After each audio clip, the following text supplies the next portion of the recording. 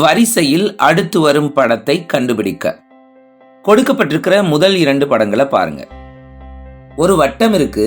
அந்த வட்டத்துக்கு உள்ள ஒரு செவ்வகம் இருக்கு. இது 180 டிகிரி ஆன்டி கிளாக்வைஸ் டைரக்ஷன்ல சுற்றப்பட்டிருக்கு. அதே நேரம் உள்ள இருக்கிற செவ்வகம் கொஞ்சம் வெளியில வந்திருக்கு. இந்த லாஜிக்கை நம்ம அடுத்ததுல பயன்படுத்த போறோம்.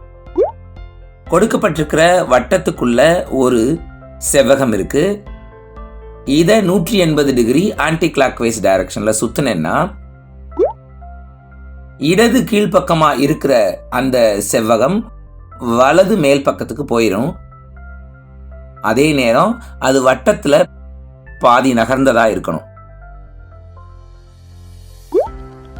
இது மாதிரி படம் எங்க இருக்குன்னு பாருங்க.